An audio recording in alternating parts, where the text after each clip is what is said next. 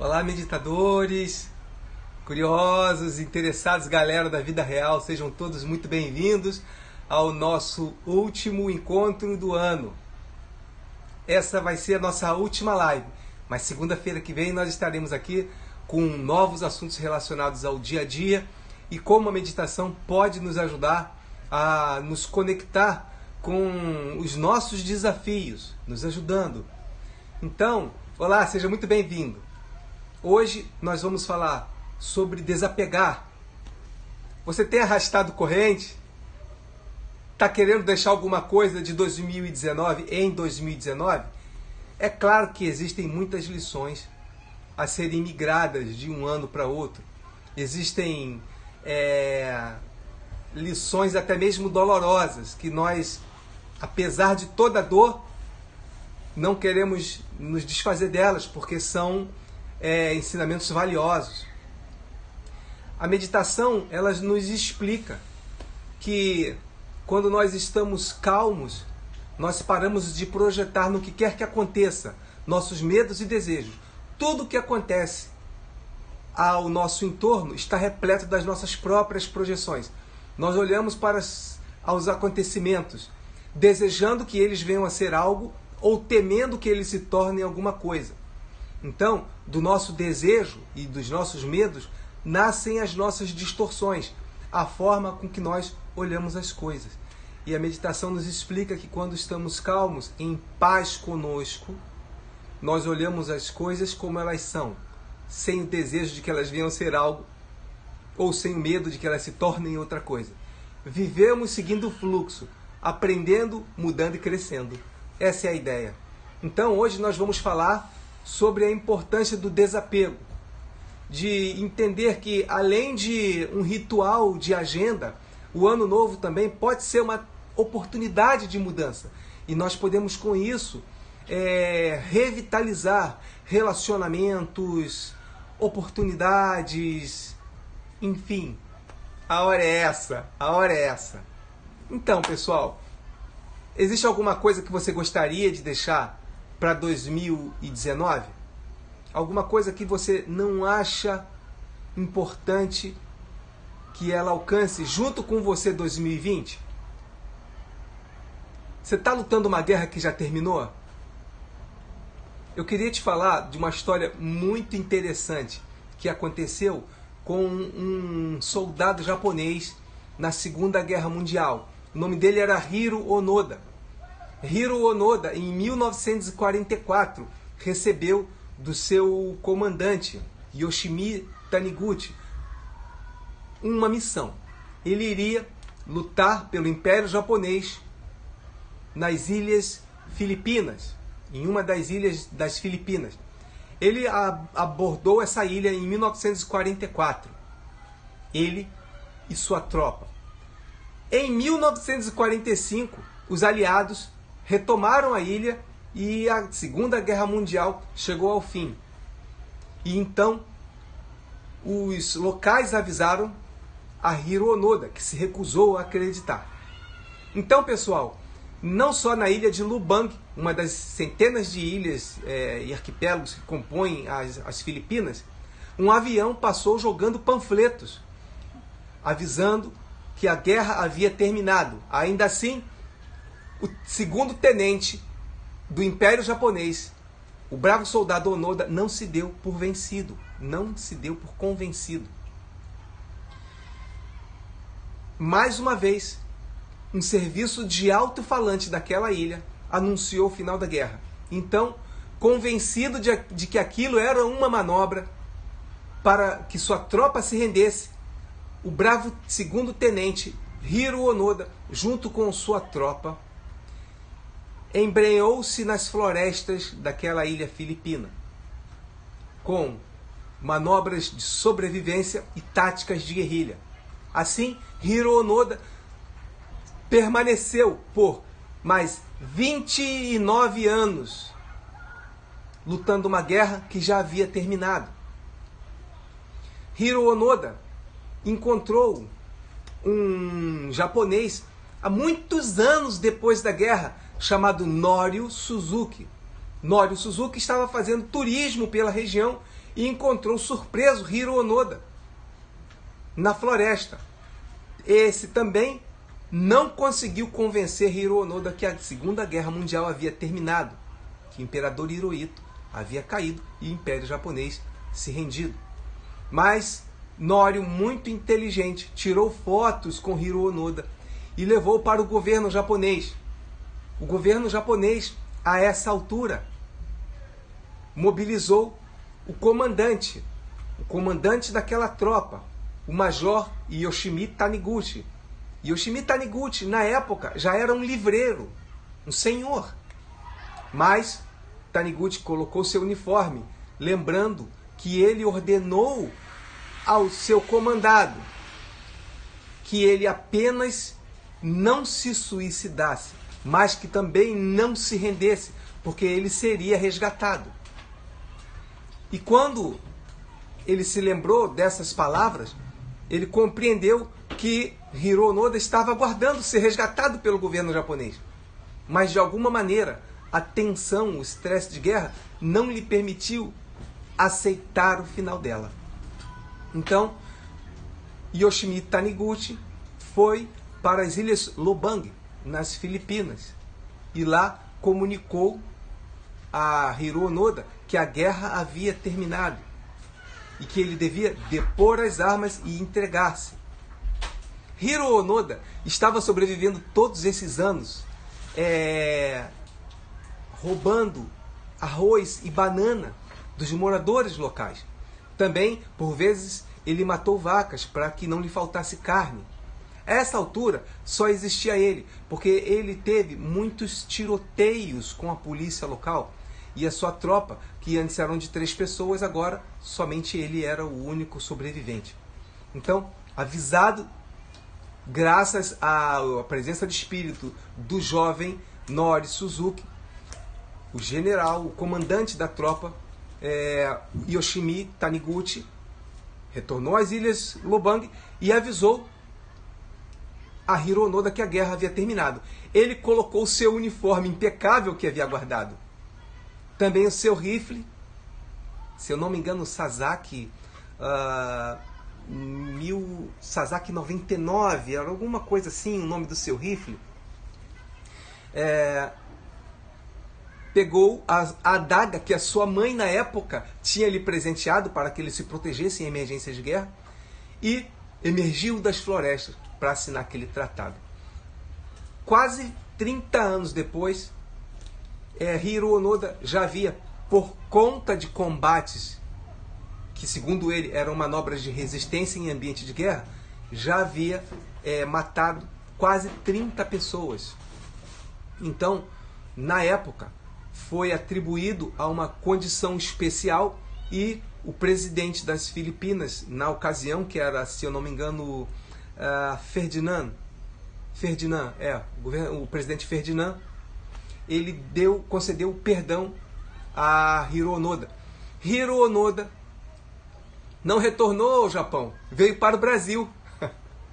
Hiro Onoda se tornou um fazendeiro aqui em Mato Grosso do Sul.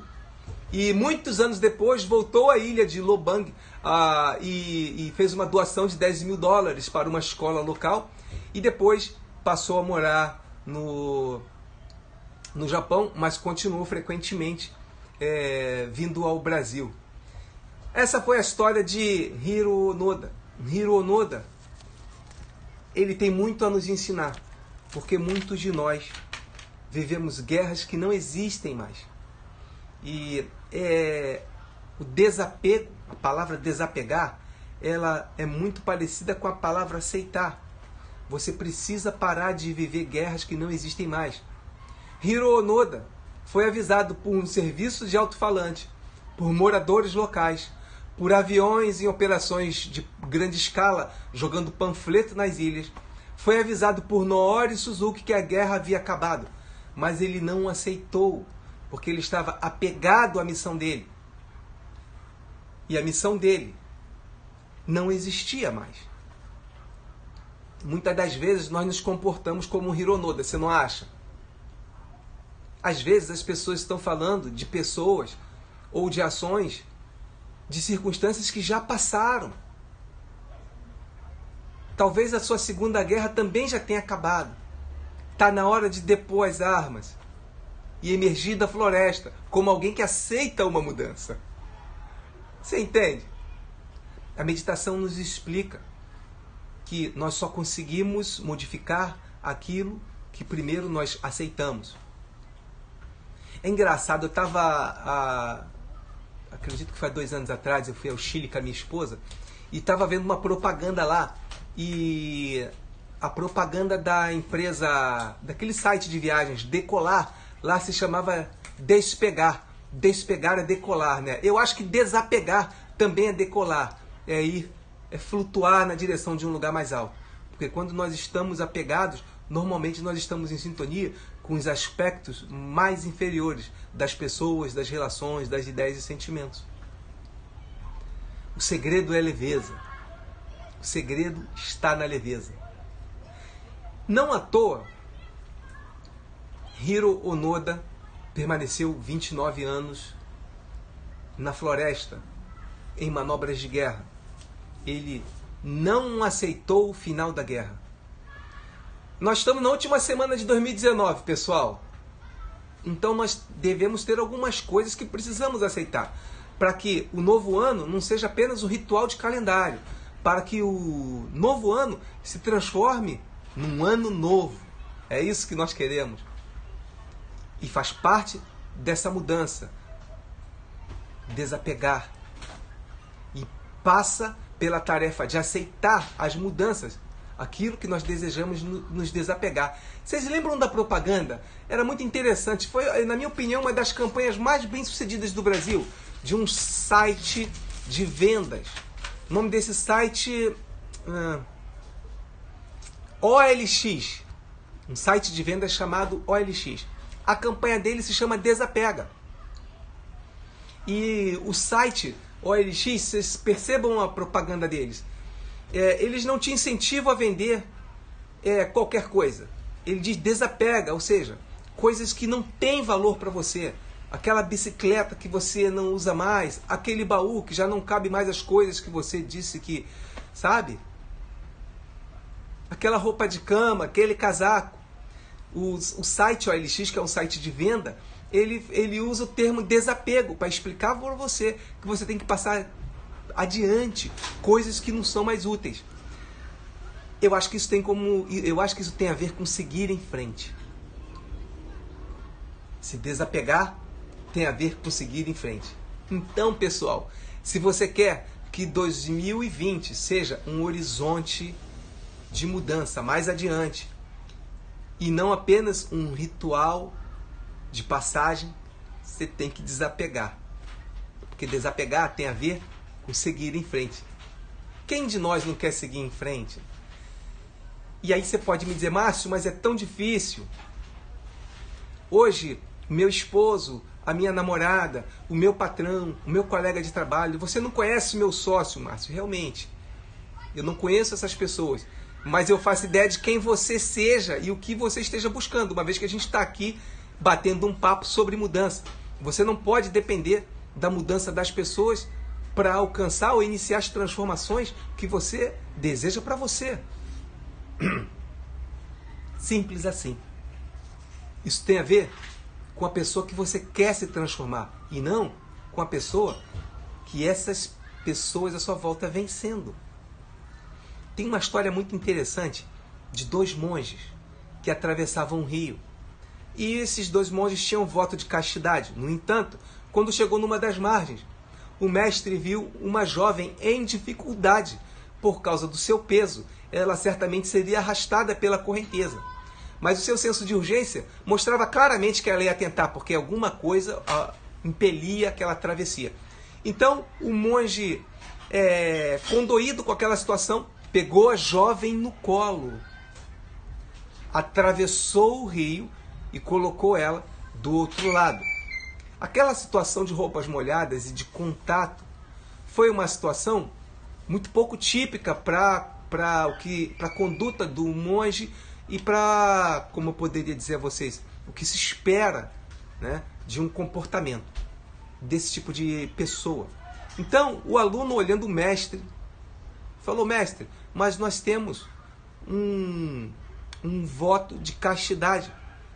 Não nos é permitido contato com mulheres. E aí o mestre olhou para o discípulo e falou, eu peguei aquela mulher num lado do rio e deixei no outro. Você está trazendo ela conosco até agora. Então, pessoal, muitas das vezes, desapegar significa deixar as ideias lá na margem do rio, não trazê-las com você.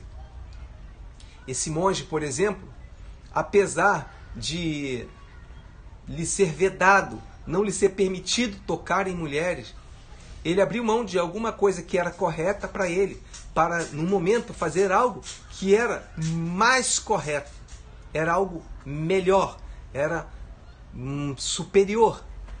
Então, apesar de não poder tocar uma mulher, aquela situação dizia respeito à vida humana, e era apenas aquilo que ele enxergou. Ele ajudou a uma pessoa a atravessar de um lado do rio para o outro. Chegando do outro lado do rio, ele deixou a pessoa na margem e seguiu o seu caminho. Talvez você esteja precisando deixar pessoas na margem e seguir seu caminho.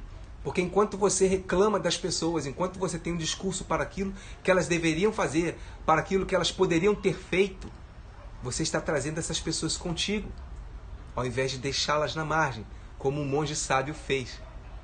Ajudou pelo tempo que era preciso. Vamos desapegar? Amigos, a meditação ela nos fala muito fundo sobre o desapego, porque o vínculo de insatisfação é uma das aderências que nos mantém ligado a pessoas ou situações, você sabia? Quando você encerra os discursos sobre uma pessoa, ou quando você sublima suas insatisfações sobre uma situação, você está pronto para seguir em frente. Muitas das vezes, a dificuldade em desapegar estão relacionadas a elementos da sua própria personalidade. Eu costumo dizer, e digo com muita frequência, que uma situação só existe graças à sua opinião sobre ela.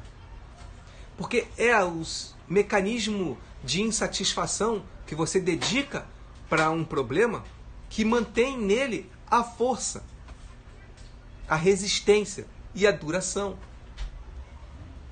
Existe um ditado popular muito simples que diz assim, aonde não tem plateia, não tem show. Eu acho isso objetivo e muito bacana. Quando a gente fala de desapegar, claro que nós não estamos falando aqui somente de objetos, mas nós temos que falar sobre isso, porque é uma questão quase existencial. Vivemos em uma sociedade de consumo. Primeiro, nós perguntamos a nós mesmos o que somos. Depois nós perguntamos quem somos. E hoje nós aprendemos a perguntar-nos o que temos e substituir quem somos pelo que temos. Nós migramos nosso senso de identidade e deslocamos a importância da pessoa que nós deveríamos ser para a importância daquilo que nós poderemos ter. E o ter substituiu o ser. É por isso que muitas pessoas, quando a gente fala de desapegar, elas lembram de objetos. Porque a ideia de importância que hoje a sociedade permite que você adote, passa por aquilo que você tenha. Os seus amigos, a hierarquia social, a admiração que uma pessoa possa ter por você, criam a ideia sedutora de ter coisas como uma forma de sinalizar a nossa importância. É por isso que quando nós falamos em desapegar, e a OLX fala isso de uma forma muito engraçada, né? Nós pensamos em objetos, mas também nós devemos nos desapegar de emoções, pensamentos e intenções, que essa é a verdadeira reforma. Tem uma coisa que me chama muita atenção na meditação. E a meditação nos ajuda a perceber que os verdadeiros valores estão dentro. Eu fiz uma caminhada ontem para um lugar maravilhoso aqui no Rio de Janeiro chamado Pedra do Telégrafo. É uma trilha muito bacana, uma trilha básica para quem quer começar a ter contato com a natureza através de prática de atividade física. E no final, a Pedra do Telégrafo, que é o destino da trilha, nos brinda com uma imagem do rio maravilhosa. Então eu vi algumas pessoas falando sobre as belezas do mar, e uma delas estava falando sobre mergulho, sobre as belezas do mergulho, que no mergulho você encontra um mundo silencioso embaixo d'água, que no mergulho, muitas das vezes, você se percebe. É como se aquela prática te trouxesse consciência, porque a natureza do mergulho é um mergulho, né? Então, deve ter diversas dimensões dessa imersão que tocam o ser humano. Além de que te favorece com novas fronteiras, né? O mar como um ambiente, né? Onde você possa estar, é uma ideia apaixonante. E aí eu fiquei ouvindo aquilo tudo e pensei, nossa, como o mergulho se parece com a meditação. Porque a meditação é uma espécie de mergulho. Só que, ao invés de você mergulhar no mar, você mergulha em você mesmo. Você vai ter sensações muito interessantes. Sua ideia de fronteira também vai expandir. E o silêncio dessa prática também vai te trazer insights, pensamentos renovados, muita energia. Meditar e mergulhar se parecem muito. E o mais bacana dessa trilha foi que na volta, como toda descida, você precisa de equilíbrio, né? Então, nós precisamos de força para subir e equilíbrio para descer. Interessante. A vida também parece muito com uma trilha, não é verdade? Ironicamente, nessa trilha, eu peguei um caminho errado e fui parar num lugar sem saída. Você já pegou algum caminho errado na sua vida? Já se viu num beco sem saída? A primeira coisa que a gente tem que fazer é aceitar o erro e considerar a possibilidade de voltar para o caminho correto. E aí, gente, quando descia, eu percebi o equilíbrio que a descida, força para subir, porque se tratava de uma subida. Metaforicamente, isso se compara com nossos objetivos, não é mesmo? Hoje, aqui em 2019, quando você olha para 2020 e tudo aquilo que você deseja realizar, você vai precisar da força, como alguém que sobe uma ladeira. Mas ao longo do desafio, você vai precisar do equilíbrio, representado pelas pedras soltas, pela curva, deslize, desníveis do caminho, né? Os seus desafios da jornada. Então nós precisamos, na nossa caminhada, de força para subir e equilíbrio para descer. Porque com equilíbrio, nós vamos conseguir transformar nossas adversidades em oportunidades. E é percebendo a oportunidade dos acontecimentos que nós vamos conseguir aproveitar e enxergar. Que a maioria não consegue nem aproveitar e nem enxergar. Os relacionamentos, hoje em dia, são um enorme desafio para o ser humano. Nós vivemos na era das opções, não é? Se você não quer cursar essa universidade, tem quem queira. Se você não quiser esse emprego, tem quem queira. Se você não quiser esse carro, tem quem queira. É como se fosse a era das opções. Se alguém não quiser te vender aquele televisor, outro o venderá. Tem quem queira. Se você não quiser namorar comigo, tem quem queira. Se você não desejar mais esse casamento, tem quem queira. Então a ideia de opções que uma sociedade moderna nos oferece traz a sedutora ideia da desistência do outro. Então nós temos que entender a linha suave entre colocar energia numa relação ou estar apegado a ela. E nessa seara eu não consigo entrar, porque a particularidade de cada uma das nossas vidas é tão grande que nós realmente não conseguimos alcançar o que se dá com cada pessoa. Mas eu estive olhando sobre relacionamentos abusivos. E acho que isso é uma coisa muito importante de se dizer. E normalmente quando a gente fala em relacionamentos abusivos, nós pensamos em agressões, não é? A gente tem tido quadros aí de feminicídio, de agressões à mulher, e eu tenho visto campanhas, né? E eu acredito que cada vez se denuncie mais a isso. Mas eu queria dar um aspecto mais amplo a isso. Porque as relações abusivas não estão só dentro de casa. Um amigo, e eu vou abrir um parêntese para falar amigo e fechar parêntese, porque ele realmente não é um amigo, se comete com você uma relação abusiva. Um patrão, um colega de trabalho, um namorado, pode cometer uma relação abusiva. As relações abusivas, elas podem ser financeiras, elas podem ser físicas ou psicológicas. E existem muitos tipos de relações abusivas. Então, eu vou te fazer 2 perguntas e eu queria que você se respondesse se você conhece alguém assim ou se você é alguém assim, né? Então, os 2 principais aspectos das relações abusivas. O seu parceiro tenta te diminuir. Se o seu parceiro tenta te diminuir, seu parceiro, parceira, se seu patrão, se seu amigo tenta te diminuir, se seu colega de escola tenta te diminuir, isso é uma relação abusiva. Se você tem um hábito de diminuir pessoas, você comete um ato de relação abusiva. Tá bem? Segunda característica de relação abusiva que a gente deve ficar muito atento. Por acaso, seu parceiro, sua parceira, namorado, amigo, seu patrão tenta lhe subtrair ou tolir hábitos que fazem parte do seu jeito de ser.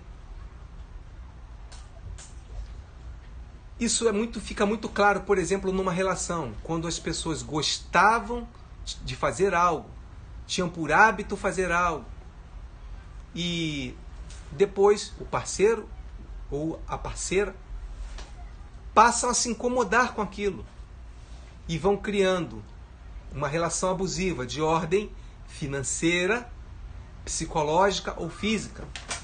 Financeira, quando, por exemplo, não colabora, acha que aquilo é muito caro, ou coloca uma série de prioridades de gasto para que aquela pessoa não consiga justificar aquele custo.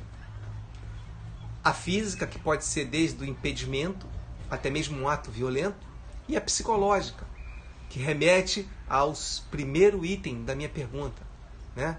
Diminuir o seu hábito, questionar insistentemente as justificativas daquilo que você gosta de fazer, prefere ou quer fazer. Então, existem outros itens a serem elencados, mas dentro da relação abusiva, esses 2 você deve ficar atento, deve ficar atenta. Se o seu parceiro ou parceira, seu patrão, sua colega ou amigo tentam diminuir você, ou se o seu parceiro ou parceira tentam subtrair ou impedir você de se relacionar com hábitos, com atividades que fazem parte de quem você é. Tudo bem? Hoje o nosso bate-papo é sobre desapegar. Lembra? E desapegar se mistura com seguir em frente. Lembra da propaganda da OLX?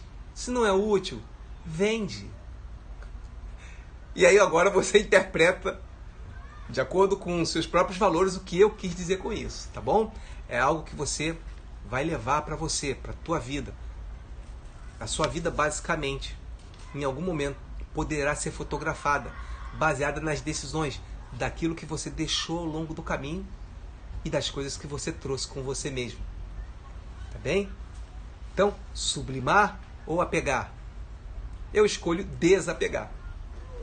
Acho que essa é uma excelente reflexão para a última semana de 2019. Eu quero que todos nós possamos comemorar o ano novo, tendo certeza que é um novo ano.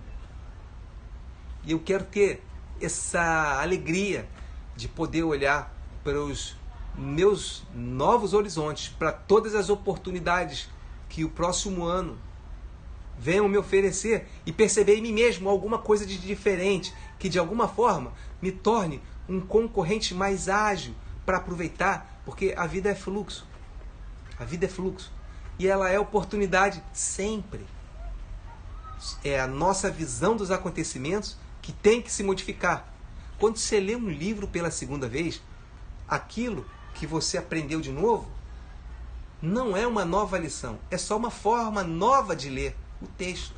É você quem mudou, o livro é o mesmo, a lição sempre esteve ali. Então, se você quer um novo ano em 2020, vamos fazer igual as cobras, vamos trocar a pele, no bom sentido, é claro. Bom, pessoal, existe uma questão. Essa questão eu estou atendendo a um pedido. Eu falei ao longo da semana que iria falar sobre desapegar. A meditação trata isso de uma forma mais, eu diria, poética. Mas essa pessoa me propôs pautas bem duras, né? Uma foi essa, sobre relacionamentos abusivos.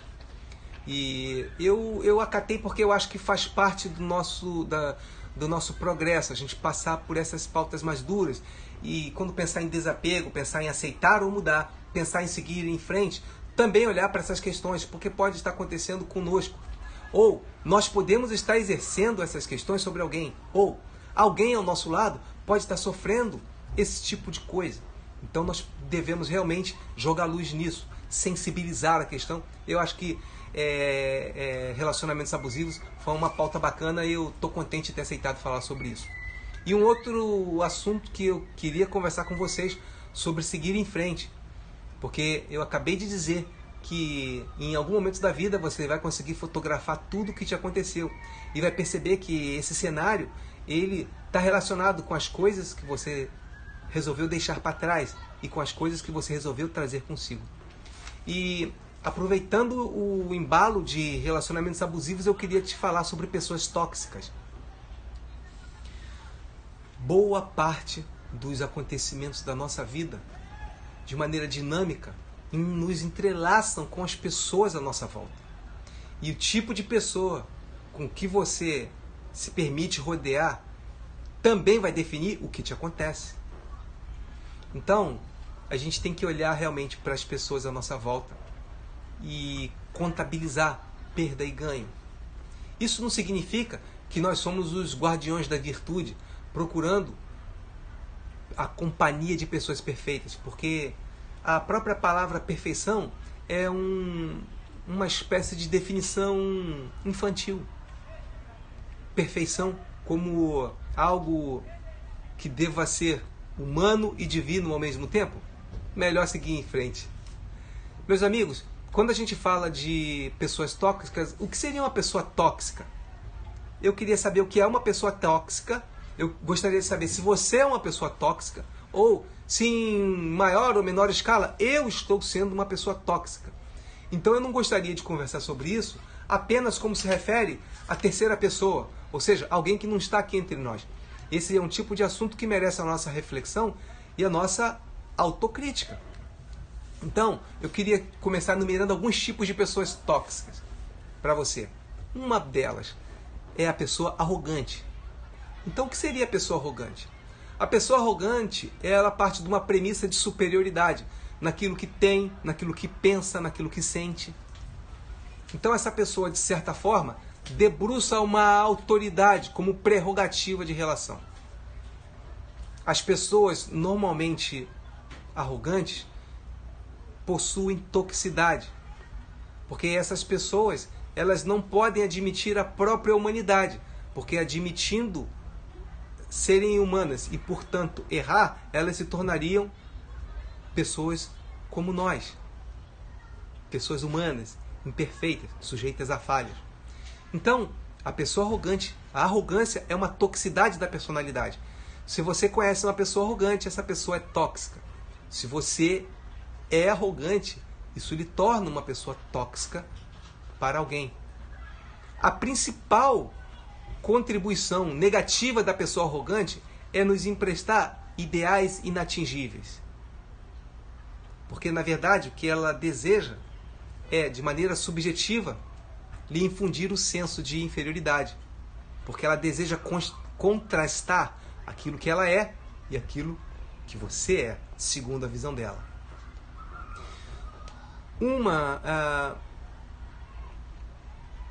É verdade, pessoas tóxicas ameaçam valores inquestionáveis e fazem de tudo para tirar nossa paz. Perfeito, perfeito. Eliminar pessoas tóxicas da minha vida. Poucos e preciosos amigos valem muito mais do que muitos amigos tóxicos, por exemplo. É verdade, é verdade. É um traço de personalidade. Tá? A gente vai falar sobre isso. Definir quem segue o nosso caminho e quem segue o caminho conosco. E quem fica ao longo do caminho, de acordo com a sua própria direção. Então, pessoal, um traço de pessoa tóxica, um outro traço, vítimas. Tá? Existem quase 40 tipos de pessoas tóxicas. Eu vou aqui falar sobre 5, 6, tá bem? Vítimas. A pessoa que é vítima, ela parte da premissa que o mundo está contra ela. E a pessoa que tem o discurso da vítima, ela tem sempre como pano de fundo: eu já sabia que isso ia acontecer comigo. Tudo sempre termina assim. Além de ser contagioso, trata-se de uma nódoa moral. Porque, no fundo, essa pessoa, ela não aceita que acreditar nas coisas negativas e acreditar nas coisas positivas é uma escolha. E ela prefere entender que ela é uma vítima de uma mecânica de destino negativo do que se enxergar como uma peça desse movimento, contribuindo para que as coisas aconteçam dessa forma. As pessoas, as vítimas, são pessoas tóxicas. Uma das personalidades tóxicas mais perigosas, o invejoso. Como eu disse a vocês, são quase 40 tipos, tá, listados à luz da psicologia. Eu vou falar aqui de 5, 6. Porque o invejoso, ele normalmente sente tal emoção de maneira velada. Demora algum tempo para você entender que um amigo, um colega, sente inveja. Porque nem sempre a inveja significa que aquela pessoa tem outras falhas de caráter. Muitas vezes, nós mesmos confundimos a questão que nos relaciona entre comparar e referir. Uma coisa é você ter uma outra pessoa como referência. É como se você internalizasse as qualidades daquela pessoa, mas sem prejuízo para a sua identidade. Mas isso na referência. No entanto, quando você se compara a uma outra pessoa, a comparação funciona como uma prática imitativa. E isso vai lhe infundir senso de inferioridade. Com isso, você vai desenvolver mecanismos de defesa. Inclusive, o desejo de que aquela pessoa falhe. O desejo de que aquela pessoa obtenha derrota. Para que você mesmo se sinta desobrigado das mudanças que a vitória daquela pessoa lhe emprestaria como novas referências. Então, a personalidade invejosa é uma personalidade considerada tóxica. Uma outra personalidade tóxica. Oi, Pablo, quero ler a definição do Pablo. Pessoas tóxicas são aquelas que, mesmo que inconscientemente, nos trazem sempre um ar ruim e estão sempre invejando tudo o que temos e conquistamos. Curioso, Pablo, acabamos de falar dessa personalidade tóxica, do invejoso, né? Uma outra personalidade é a pessoa negativa. A personalidade negativa é uma pessoa tóxica. Então eu queria te fazer uma pergunta. 1. Você sabe o que é ser negativo? 2. Você é uma pessoa negativa? 3. Você conhece alguma pessoa negativa? É importante a gente entender, quando a gente fala de personalidades tóxicas, que em maior ou menor grau, todos nós podemos trazer alguma dessas personalidades traço em nosso conjunto de comportamento. Então, é importante que a gente aqui bata esse papo sobre essa ótica, tá? Concorrendo a ter em nós mesmos algum desses espectros de comportamento. As pessoas negativas. O espectro negativo é aquela pessoa que te drena de todas as formas. Eu gosto muito de usar a personalidade negativa como exemplo para quem não entende o que é energia. Energia é tudo aquilo que você perde quando se está próximo de uma pessoa negativa. Tem pessoas que sentem dor de cabeça perto de uma pessoa negativa. Tem pessoas que sentem cansaço perto de uma pessoa negativa. E tem pessoas que sentem sonolência. Esses são 3 sintomas clássicos que uma pessoa negativa traz. Então, quando alguém não entende, quando eu falo sobre energia, eu procuro dar um exemplo de pessoas negativas. Porque as pessoas negativas nos roubam energia, acreditando você ou não na existência de energia. E aqui eu uso a fala anterior da Paola, quando ela diz que ela evita pessoas tóxicas. Pessoal, isso é um bate-papo, mas se eu puder te dar um conselho, primeiro, você tem que se perguntar se você sabe o que é os aspectos da toxicidade. Segundo, você se perguntar se você possui aspectos dessa toxicidade. E terceiro, você identificar à sua volta os grandes concentradores desses aspectos de toxicidade, os invejosos, os negativos, os controladores, os arrogantes. E se afaste dessas pessoas, porque essas pessoas tomam a tua energia. Essas pessoas, elas são provocadores, são lentificadores de progresso, são desvios de caminho. É claro que essas pessoas não estão condenadas a serem assim. E você não está se afastando por se sentir melhor do que elas. Você só está humildemente preservando aquilo que você acha que tem valor em você. Suas ideias e suas energias. Porque essas pessoas roubam sua energia, ainda que não se deem conta disso. Eu queria te falar sobre mais um tipo de personalidade tóxica. A pessoa fofoqueira. Então eu queria, como a gente está falando com pessoas do Brasil inteiro, eu queria explicar o que é uma pessoa fofoqueira, porque isso pode ter um outro termo em outros estados. Fofoqueira é aquela pessoa que fala de assuntos que não lhe diz respeito, que escuta intencionalmente assuntos que não lhe dizem respeito e que divulgam assuntos que não é da sua conta. Fazem isso de maneira descuidada e às vezes mal intencionada. As pessoas fofoqueiras são personalidades tóxicas. Então, já que eu expliquei o que é uma pessoa fofoqueira, e você provavelmente está correlacionando como deve ser chamada uma pessoa assim na Bahia, no Sul, em São Paulo, eu queria saber se você é uma pessoa fofoqueira ou se você conhece alguém que seja fofoqueiro. E eu me sinto à vontade de tomar a liberdade de perguntar se você é fofoqueiro, se você é arrogante, se você se faz de vítima, se você é negativo, se você é mentiroso. Porque não adianta só nós olharmos para o lado para identificar no outro todo o mal que exista no mundo. Porque em maior ou menor grau, em algum momento da vida, todos nós podemos expressar alguns traços de personalidade. Exatamente, a professora Carolina Morim está falando aqui, mas todos nós, em maior ou menor grau, seres imperfeitos que somos, temos traços de toxicidade. Então, o que torna uma pessoa de fato tóxica é quando isso toma conta da personalidade dela.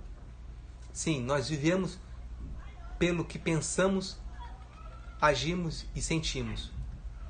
E na personalidade tóxica, existe algo intencional em seu jeito de ser, que dá a ela, traz ao comportamento dela algo de consistente e constante nesse, como é que eu poderia dizer, nesse desserviço às relações. Tá? As personalidades tóxicas. E o que isso tem a ver com a gente estar falando de desapego? Por exemplo, as pessoas arrogantes são pessoas apegadas à ideia de superioridade. As pessoas mentirosas são pessoas apegadas à fantasia do que elas poderiam ser, que se mistura com a sensação de incapacidade daquilo que elas não vêm sendo. Em tudo que nós fazemos, sentimos, pensamos, tem um pouco das projeções daquilo que gostaríamos de ser ou daquilo que tememos nos tornar. Dificilmente nós olhamos para uma pessoa ou agimos diante de uma situação sem projetar aquilo que gostaríamos de ser ou aquilo que tememos nos tornar. Algumas pessoas obedecem ao seu ideal daquilo que gostariam de ser e com isso perseguem a transformação no sentido de melhorar, né? E algumas pessoas seguem observando excessivamente aquilo que temem tornar-se. e por fixar aquilo que temem, acabam aderindo ao elemento do seu medo. E com isso, desenvolvem perfis tóxicos. Então, pessoal, o que vocês me dizem? Existe algum invejoso, algum controlador, algum fofoqueiro, algum negativo, algum ganancioso à tua volta? Essas pessoas são consideradas personalidades tóxicas. Hoje nós falamos sobre desapegar. Falamos sobre a importância de aceitar aquilo que queremos mudar. E da possibilidade que temos de, ao nos apegar daquilo que nos faz mal, nos oferecer uma oportunidade de seguir em frente. É por isso que nós estamos aproveitando a última live do ano, olhando para o ano novo, para que ele deixe de ser um ritual, apenas um ritual, para se transformar realmente num marco de uma transformação, de uma retomada, de um ânimo diferente, para se tornar uma pessoa melhor. Esses dias a minha esposa me falou: Márcio, vamos diminuir açúcar. É curioso a quantidade de vezes que eu já quis fazer isso. É curioso a quantidade de vezes que ela me falou isso. Mas dessa vez, aquela fala teve um impacto diferente. E eu realmente me senti engajado. Não foi um discurso, ela não chamou minha atenção, ela não me repreendeu, simplesmente me convidou a seguir com ela. E é isso que nós devemos fazer, aceitar o convite das pessoas que estão seguindo adiante. E quando olhar para o lado, desejam nos ver ombreando os mesmos objetivos. Estar perto de quem nos quer bem, estar longe de quem nos faz mal. Isso não pode parecer complicado.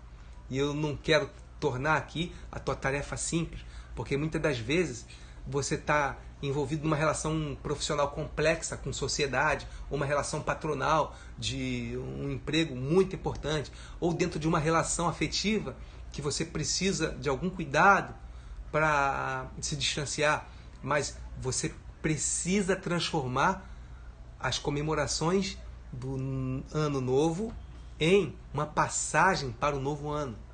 E isso passa pela transformação, pela decisão que eu e você temos de tomar e nos tornarmos um novo eu, um novo você. Amigos, o que a meditação fala sobre renovação? A meditação possui 3 tesouros: sentar, aquietar e permanecer. Quando nós nos encontramos quietos diante de nós mesmos, a própria paz e a realização interior, a alegria de se realizar em você, passa a te mostrar, dia após dia, aquilo que é dispensável à sua volta. Nós não dependemos de uma situação, nós não dependemos de uma pessoa, nós não dependemos de um relacionamento, nós não dependemos de um emprego. Uma relação pode encontrar em nós a base, um emprego pode encontrar em nós um mecanismo, enfim, você não depende, você não nasceu para depender. Quando nós progredimos, o caminho se abre e a vida nos brinda com uma nova oportunidade. Quando nós nos encontramos presos a uma relação, a uma pessoa, a uma ideia, é porque nos falta a energia para mudar. Porque quando nós mudamos, dentro de nós, todas as coisas à nossa volta obedecem a esse movimento e mudam também. Então, nós devemos nos preocupar em nos desapegar de antigas ideias, antigos comportamentos. Isso eu acho uma coisa maravilhosa na meditação. Porque quando nós estamos quietos diante de nós mesmos, eu vou chamar de esvaziamento. E quando acontece esse esvaziamento, há uma imensa oportunidade para a renovação que a gente deseja. Novas ideias, novos ares, simplesmente ânimo para mudar. Eu acho que é isso que a gente precisa para desapegar e seguir em frente.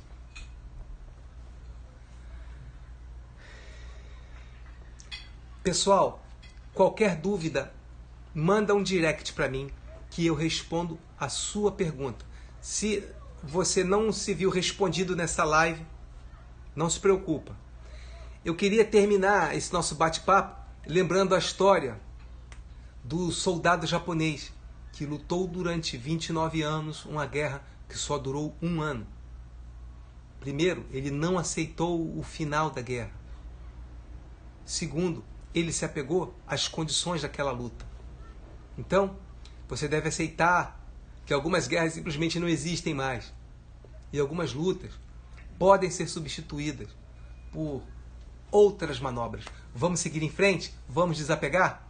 Espero vocês na próxima segunda-feira, primeira live de 2019. Tá bem? Para que a gente possa renovado voltar a falar sobre todas essas coisas. Quero encontrar você em 2019 meditando. 2020. Quero encontrar você em 2020 meditando ou me perguntando muito mais coisas sobre essa prática.